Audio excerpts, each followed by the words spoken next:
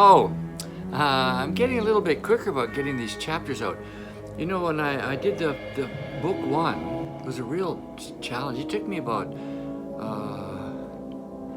24 months to do 10 chapters. I put a lot of things in the first book that I'd never told anybody in my life, ever. And it was a little scary, but you know, nobody's come to assassinate me or block me or call the cops, so what the fuck, I guess we're doing okay. But I was trying to think of where to start this chapter, and I think there comes a moment, a critical moment in my life when everything changed. So on this Tuesday, all the local senior drunks had gathered at my house for a drink, you know, some appetizers and drinks, 5 to 6 o'clock. And this was happening on a daily basis, but once a week you'd rotate around, and then the rest of the time you'd just be drinking at home. You'd drop in on somebody. A lot of people drinking. About 30% of the seniors are hardcore alcoholics. So this group was around in my back patio. I had a nice setup there. I had a little ice chest and a barbecue grill and a fire pit and covered over, and very nice sofas, and outside, beautiful, in the garden, around the back of the house, looking into a green belt, totally private. And they were all drinking, and I looked around at all the people that were there. And I thought, Jesus, they're all a bunch of fucking losers. And then the light finally went off. Well, so are you, buddy. You're one of them. And that was it. I had the drink of scotch, good scotch, probably Glenlivet, in my hand. I poured that out. I asked everybody to leave and never come back. And I never drank again. And that was the beginning.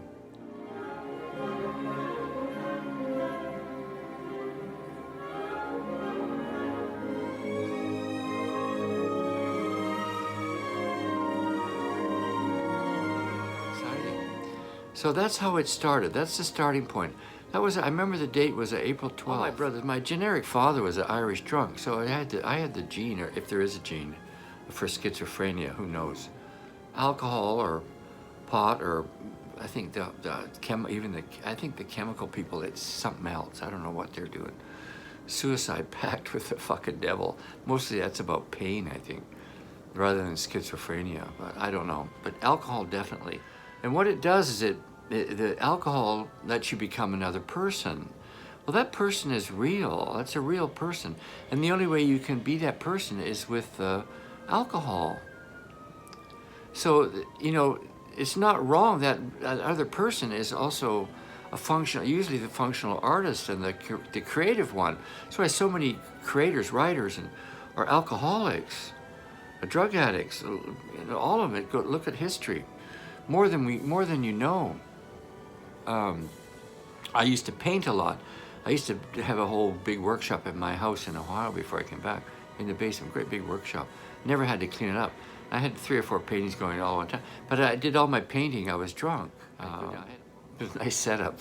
Slot machine, bar, fireplace, another thing with a great big painting workshop, laundry tub area. But I was always drunk when I painted. I didn't do any of my creative work sober, ever.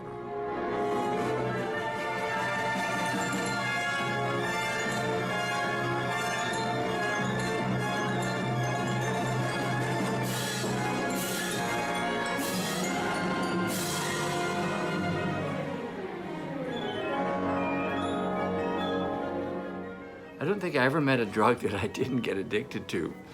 You know, I remember in the 9th grade, the janitor at the junior high school gave me a cigarette. Loved it. I mean, it made me sick, but I loved it. I kept going back. The janitor, you know, he was later charged for sexually molesting his daughter. So I guess I was 15 and he's giving me cigarettes. I might have been on the hit list there. You know, he knew my mother, and he knew I was a ballet dancer, so he probably figured, well, there's an easy target. But that was enough to get me started on cigarettes. You know, it just really my first encounter with hallucinogens was a cousin of mine. I must have been about 16. Older cousin. We used to go to the drive-in together. He had a car, and we'd take dates on the drive-in and all that stuff. But he introduced me to sniffing glue. I remember doing it in the back of his car once, and I started hallucinating. And I just found it absolutely fascinating. All these things, I could see all these things, creatures running around the back of his car.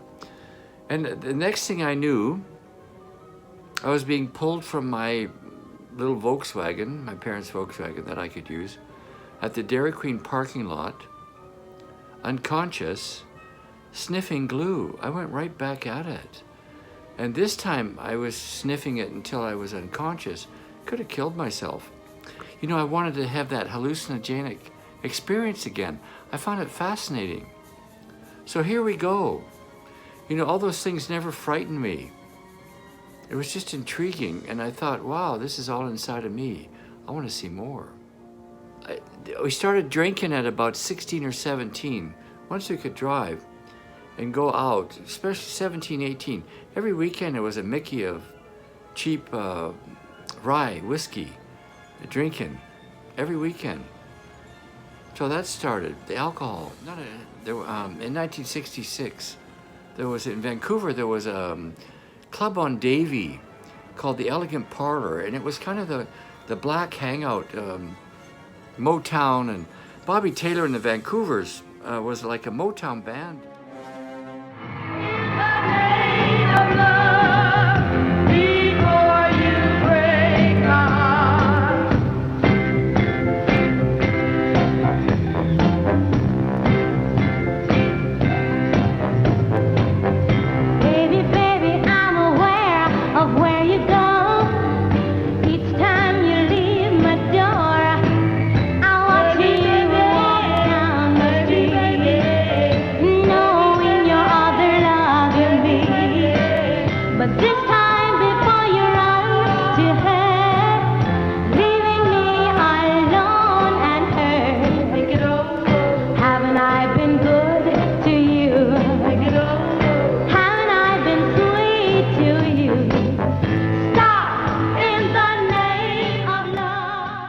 Chong's dad owned the club.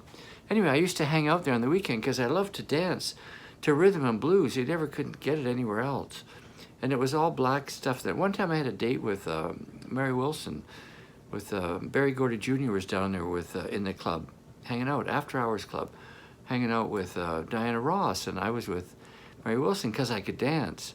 But that's where I had my first encounter with pot. That was the only place that I knew that you could get pot. Anyway, I had a few joints, and I remember the first time I smoked pot. It was really great. I was working on a boat in the summer washing dishes to make money to go off to university. And we went down with this other guy, and I smoked the joints and couldn't stop laughing. Absolutely loved it. So off we go to, on full scholarship, dance scholarship, fine arts scholarship, University of Utah, and ran into some characters, John Curtis, I think his name was John Curtis, from San Francisco. And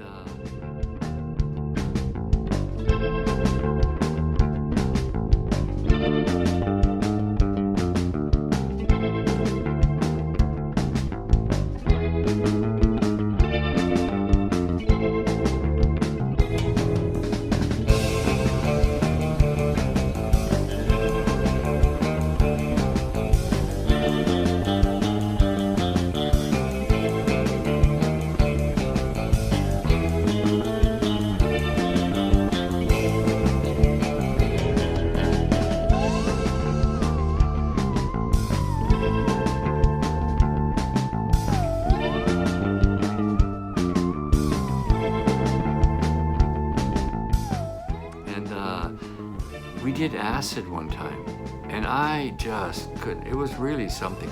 That was back when acid was still legal, and it was the original Blue Osleys out of San Francisco, 1966, fall of 66, before the Summer of Love. Anyway, that was it for me. I went from I went from like Andy Williams to Bob Dylan in 3 months. And I came home, I had some pot, we started smoking pot. And I was drinking too. God, I got through school, but I didn't really like it anymore. I wanted to get out of there. I wanted to go do acid and run around and have a life.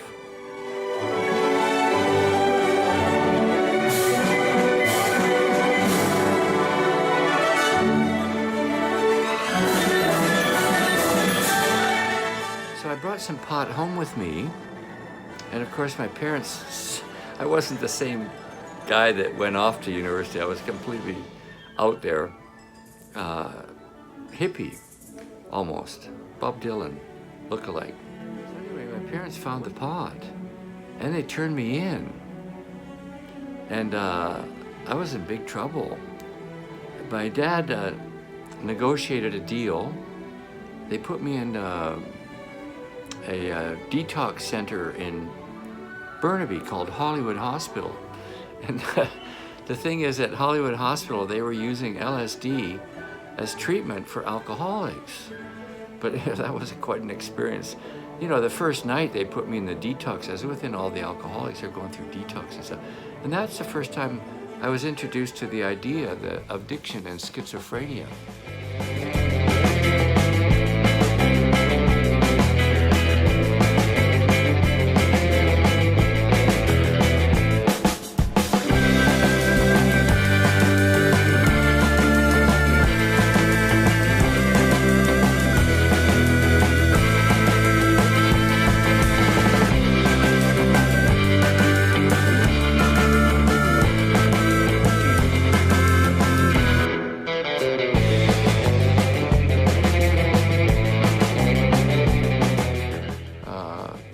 And they were dealing with the addiction with LSD, with enhanced schizophrenia.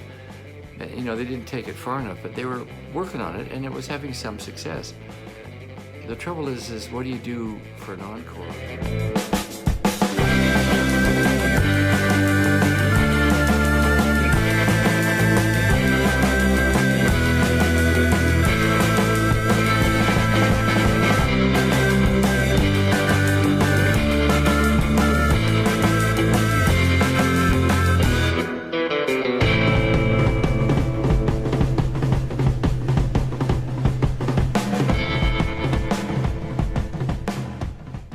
That was my first experience with the law. Well, second. The first one was just sniffing glue. It was my first experience with the law.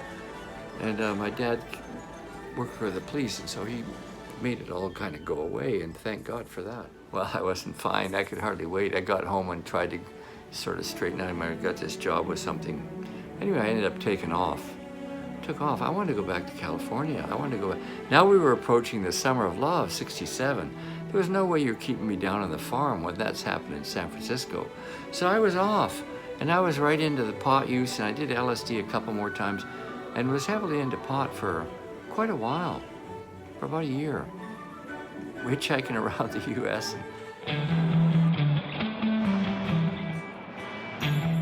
It was the largest migration of young people in the history of America. From every direction they came, from the biggest cities and from the smallest towns, all bound for San Francisco in the summer of 1967. 100,000 is a minimum estimate of what's happening. I think it's be a major historical event for this country. We are trying to do what no one else has ever done before in this culture, and that is to find a new way for humanity. Minds are up for grabs. It's up for grabs. Civilization's up for grabs. I think everybody knows it.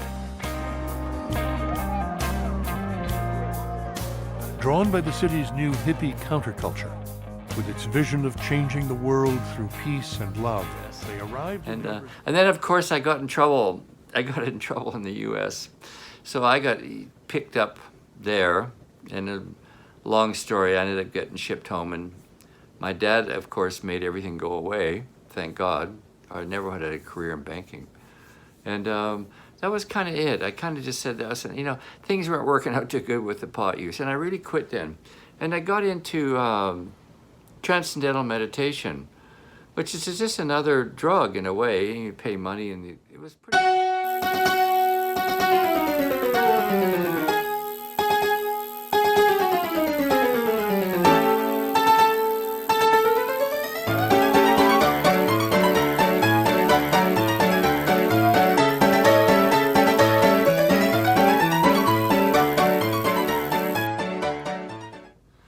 So how did I get to that place where I was drinking every day and doing nothing.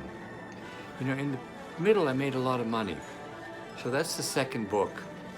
I retired at 55 with enough, no mortgage, enough money to live pretty much anywhere in the world for the rest of my life without worries.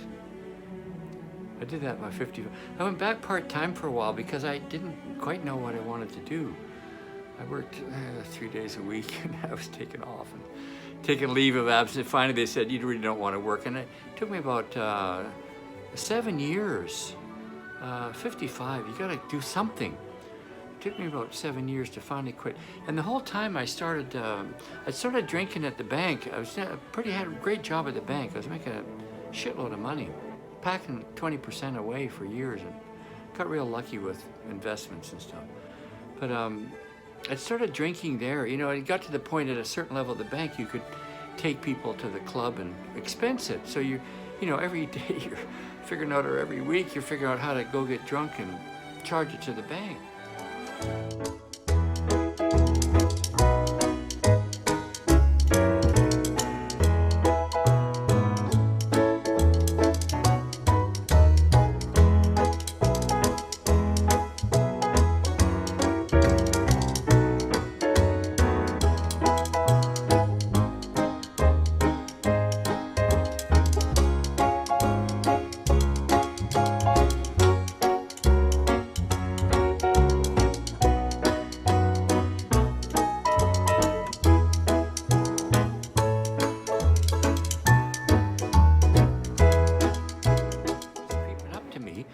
And I was drinking, and I started drinking more and more, and I retired, you know, did go to Puerto Vallarta for 3 months in the winter, drinking down there because it's cheap, and just drinking.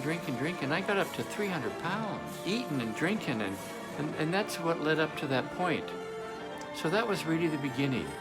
So that's this chapter. I think that's enough for now. If you still want to deal with me after finding out all the things I've done. But that's it, that's what happened. But I did quit, and it was just like that, and that was the whole beginning. And that'll be the next chapters. But all of those things are not liabilities. Those are all part of me, and that's all part of what makes the art interesting. You know, you just work at one job, sharpening pencils every day for 40 hours or whatever. You know, there's not a lot to talk about.